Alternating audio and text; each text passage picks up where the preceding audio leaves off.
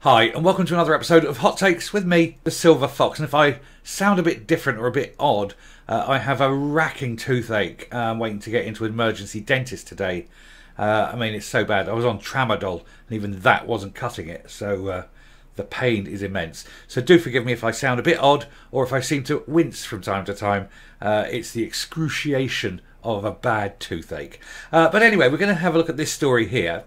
Where the Green Party have said that dependent upon who becomes leader and whether or not the policies that the Greens are pushing are sort of maintained, they could pull out immediately from this power sharing arrangement that is propping up the SNP minority government. We're going to take a look at what Harvie, the leader of the Greens, is saying and his insistence that Scotland continues the path of self-destruction with the policies of the Greens.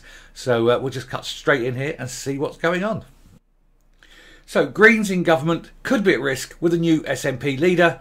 Harvie warns the Scottish Greens co-leader warned the SNP leadership of attacking the party's progressive policies. They say the word progressive like it's a good thing, and it truly isn't. Anyway, Scottish Greens could leave government if the new SNP leader attacks and unravels the policies of Bute House Agreement, Patrick Harvie has warned. The Scottish Greens co-leader said that any new leader would have to share their values or the deal would come to an end. And therein lies a problem. Any leader who shared the values of the Greens would surely have joined the Green Party. So they obviously don't share the values of the Greens. Now, of course, there may be areas of agreement or where there's an alignment of policies in specific cases, and that's fine. That's how government works. And even in England or in Ireland or in Wales or anywhere around the world, there's always a bit of give and take, a bit of agreement, a bit of alignment, and that's fine. But to sort of come out and say, no, you must share all our goals, dreams, hopes and aspirations is sheer madness and sheer hubris. To assume that the majority party in the agreement is going to bend the knee and kowtow to the minor player. So it won't happen. That will never happen anyway. But I think that Harvie is sort of pushing for the continuation of things like the bottle deposit scheme, which has been shown to be absolutely one of the worst ideas ever, prone to fraud, prone to corruption, and prone to the fact that the guy running it, whoever it will be paid £300,000 a year out of the public purse. And that is just ridiculous. So, whoever comes in has got to say no to the Greens. Otherwise, it's goodbye, The Bute House Agreement sees the Greens support the SNP at Holyrood in return for policy commitments and cabinet positions. Again, this power sharing, that happens all over the place. Germany, notorious for it. They have like a rainbow coalition because no party in Germany is ever strong enough to have an absolute majority. That was set up after the war to stop anything like what happened in the 30s from ever happening again. But it does lead to weak and vacillating government. But anyway, Harvie, the active travel minister, said that his party wanted to continue the agreement. Of course they do. They want to keep their feet under that table, sort of pushing the direction of madness of green policies. But of the three SNP leaders, only Humza Yousaf has vowed to continue the deal. So he, knowing that the bottle deposit scheme, for example, is rubbish, is going to continue it, which kind of makes him very, very much the case of, for heaven's sake, let not him be the leader. Harvie told STV News the Scottish Greens remain committed to fulfilling the Bute House Agreement because they like power, and it's the only way they're ever going to get it. There's a political cooperation agreement not just between party leaders or co-leaders, but it was developed and negotiated between the parties and signed off by the party membership, both the Scottish Greens and the SNP. He says, we remain committed to that, not just the policies within it, but the progressive values it's built on. When you look at the things that the Greens are pushing, it's very much against what the vast majority of people want. The gender recognition certificate, for example, was a Green policy. And that has brought down a government, effectively. That's how stupid these people are. They think they can continue to push a policy which brought down the previous leadership. The next leadership are not going to push that because they know it will only bring them down.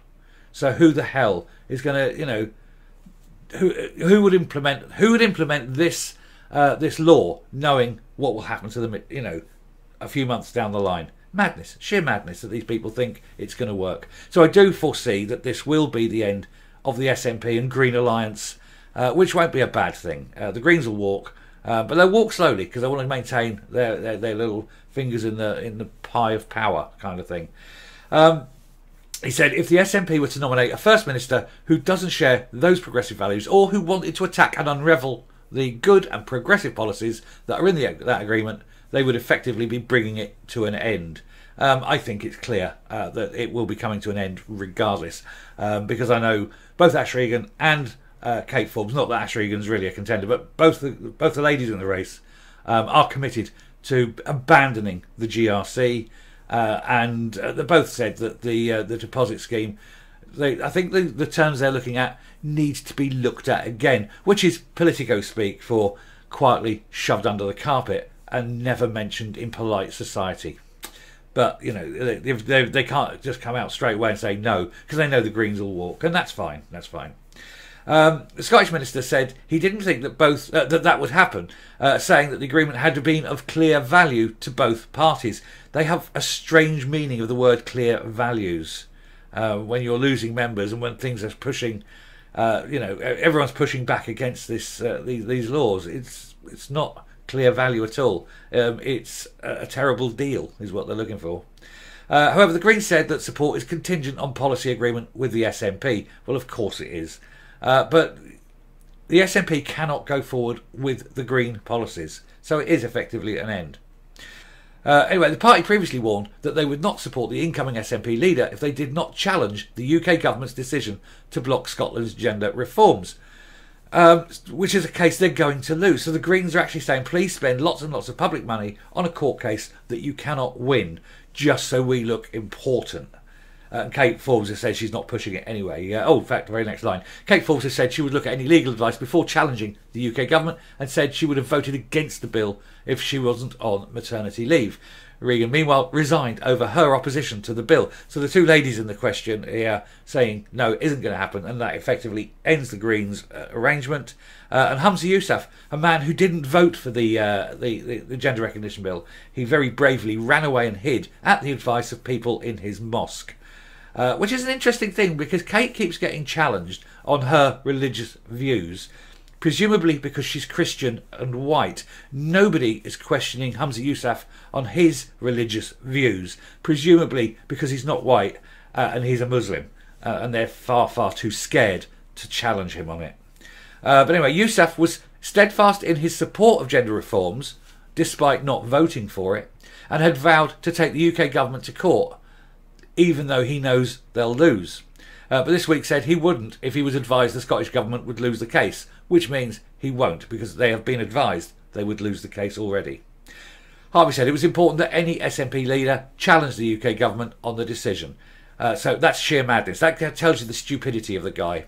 Anyway, it's just there. I'm not going to go into it any further, but I will point this out. I'm looking at him standing there in Bute House with the Blessed Leaderine, and I looked at that picture and I thought, do you know who he looks like?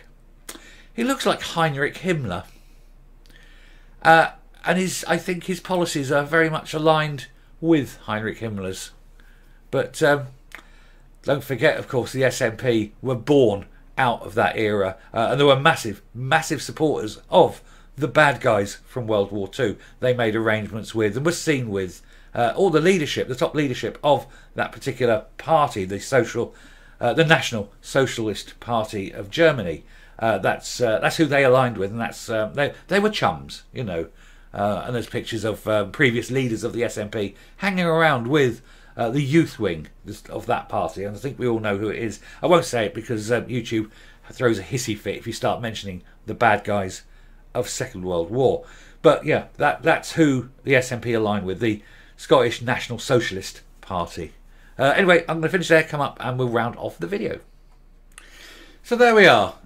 By Tuesday lunchtime, probably, you'll find that the Greens will no longer be supporting the SNP in Holyrood, and that that arrangement, that power sharing arrangement, will have come to an end. There'll be no more Greens pushing policy, no more Greens in the cabinet. And so some kind of semblance of sanity may descend for a very short period, obviously not for long, because even though you're getting rid of the madness of the Green policies, you'll soon be having the madness of the SNP policies. So there'll be 2 or 3 days when Scotland isn't having mad ideas foisted upon it by people who really don't know what they're doing. Anyway, that is until next week. And we'll bring this one off to a close. So thank you very much for watching the video. If you like what you're seeing here on the video, please do hit the subscribe button down at the bottom. I can see my ears are going now because of this pain. Do please leave a like, leave a comment, please share the video. And until next time, stay safe, stay well, don't take too many tramadol, and goodbye.